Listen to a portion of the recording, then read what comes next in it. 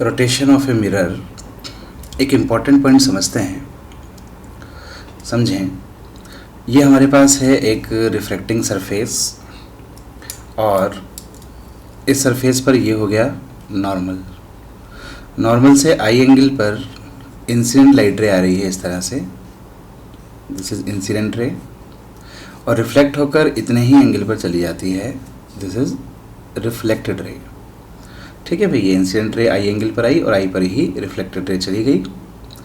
अब अगर हम इस प्लेन मिरर को जो कि यूँ रखा हुआ है, इसको इस तरह से हम रोटेट कर दें किसी एंगल से, जैसे अगर मैं यहाँ पर इसको थीटा एंगल से रोटेट कर दूँ, यहाँ से थीटा एंगल पर मैं इस प्लेन मिरर को घुमा दूँ जिससे कि मिरर कुछ इस तरह का हो जाए,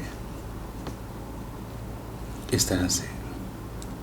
ये हमने इसको थीटा एंगल से रोटेट कर दिया। इसकी एक्सिस ऑफ रोटेशन कौन सी है? ये जो इस नॉर्मल के परपेंडिकुलर है और इस सरफेस में प्रेजेंट है। ठीक है, तो इसके रेस्पेक्ट में हमने इसको यूँ घुमा दिया। तो आप समझ सकते हैं कि जब ये सरफेस घूम गई, अब ये सरफेस इस तरह से कुछ हो गई, तो सरफेस पर जो नॉर्मल है वो भी इतने ही एंगल से घूम जाएगा। ये जो नॉर्मल था, जब हम सरफेस को थीटा एंगल से रोटेट करेंगे तो ये नॉर्मल भी इतने ही एंगल से इस तरफ रोटेट हो जाएगा। ठीक है ना, इस तरफ ये इतने ही एंगल से रोटेट हो जाएगा नॉर्मल। तो जो नॉर्मल हो जाएगा हमारे पास वो कुछ इस तरह का हो जाएगा, इस सरफेस के बिल्कुल परपेंडिकुलर इस तरह से नॉर्मल घूम जाएगा थीटा एंगल से। तो ये हमारा नया नॉर्मल हो गया, या नॉर्मल की नई पोजीशन हो गई। ये हमारी नई सरफेस हो गई, या सरफेस की नई सिचुएशन हो गई, नई पोजीशन हो गई।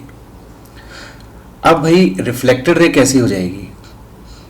अब रिफ्लेक्टेड रे यही नहीं रहेगी, कोई नई हो जाएगी। देखो कैसे, ये इंसिडेंट रे और ये अब है नॉर्मल। तो एंगल ऑफ इंसिडेंस अब आई नहीं रहा, बल्कि आई से चेंज होकर कुछ और हो गया। कितना हो गया?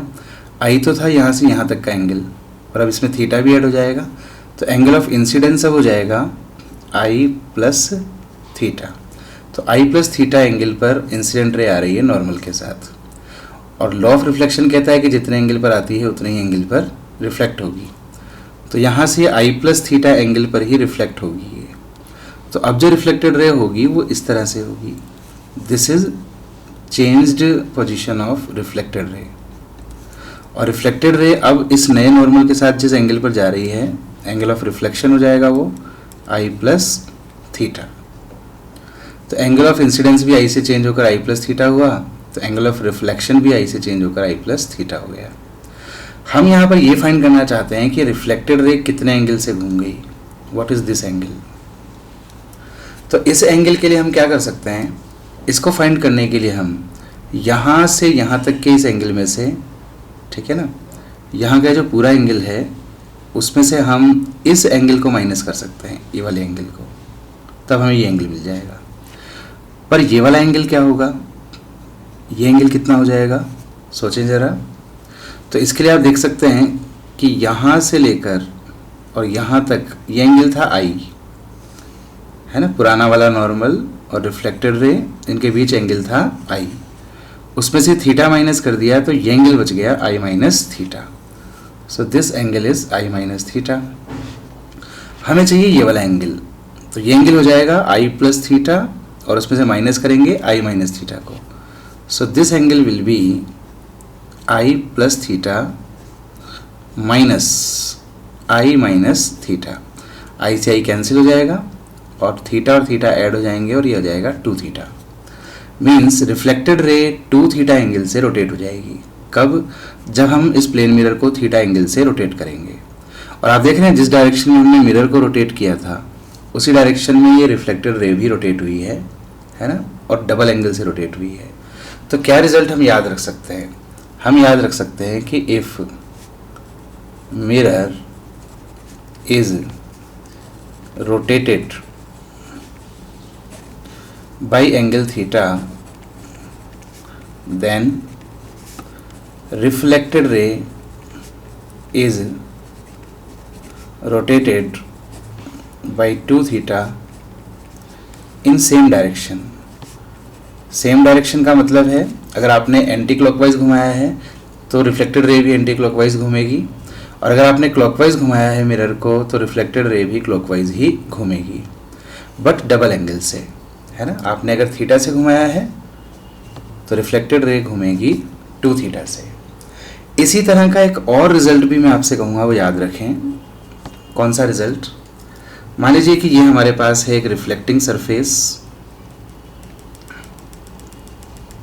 और ये हो गया हमारा नॉर्मल, और एक इंसिडेंट रे इस पर इस तरह से इंसिडेंट हो रही है किसी एंगल आई पर, और आई पर ही लौट जाती है, इस तरह से रिफ्लेक्ट हो जाती है। This is reflected ray. इस तरह का एक रिफ्लेक्शन यहाँ पर हो रहा है।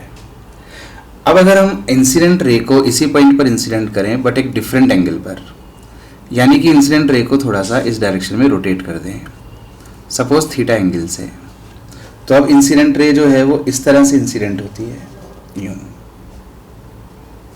ठीक है ना। तो अब इसका जो एंगल ऑफ इंसिडेंस होगा वो हो जाएगा आई माइनस थीटा, नॉर्मल के साथ जो एंगल बनेगा that will be i minus theta. और लॉ ऑफ रिफ्लेक्शन कहता है कि अगर ये आई माइनस थीटा पर आ रही है तो आई माइनस थीटा पर ही रिफ्लेक्ट होगी, तो इस तरफ वाला ये एंगल भी आई माइनस थीटा ही होगा, और नई रिफ्लेक्टेड रे जो होगी वो इस तरह से होगी। तो भी रिफ्लेक्टेड रे की नई पोजीशन जो है वो थोड़ा इस तरफ हो गई, यानी कि रिफ्लेक्टेड रे इस तरह से रोटेट हुई। कब? जब आपने इंसिडेंट रे को इस तरह से रोटेट किया था। तो आप देख सकते हैं पहली बात तो कि इंसिडेंट रे को अगर आपने क्लॉकवाइज रोटेट किया है तो रिफ्लेक्टेड रे जो है वो एंटी क्लॉकवाइज रोटेट हुई है। और कितना?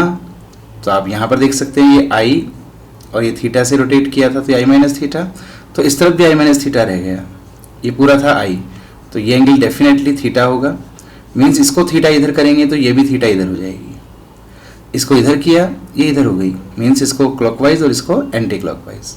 इसका मतलब ये हुआ कि if incident ray is rotated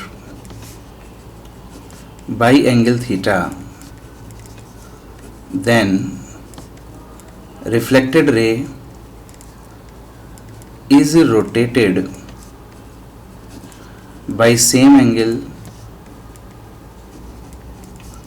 but in opposite direction।